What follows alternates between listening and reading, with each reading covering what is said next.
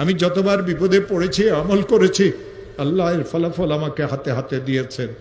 এই পর্যন্ত সারা পৃথিবী থেকে 10 লক্ষের উপরে এই আমল করে যারা আমার কাছে ফোন করে।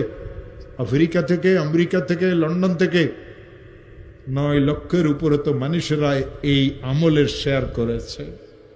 হযরত মুজাদ্দিদ রহমতুল্লাহ আলাইহি তার কিতাবে লিখেছেন, কোন মুসলমান যদি বিপদে পড়ে, কোন মুসলমানের মেয়েটার যদি বিবাহ না হয়, কোন মুসলমান যদি অনেক ঋণগ্রস্ত হয়, কোন মুসলমান যদি দুশ্মনের দ্বারা আক্রান্ত হয়, কোন মুসলমান যদি মিথ্যা মামলা মোকদ্দমাতে ফাঁসিয়ে থাকে, কোন মুসলমানের মেয়েটার যদি তালাক হয়ে যায়, কোন মুসলমান যদি কঠিন কোনো অসুস্থতাতে পড়ে, কোন মুসলমান যদি এমন কোনো বিপদে পড়ে যে বিপদ থেকে উদ্ধারের কোনো রাস্তা নাই, ওই মুসলমান যদি আমলটা করে, 499 প্রথমে 100 বার দরুদ শরীফ পড়বে।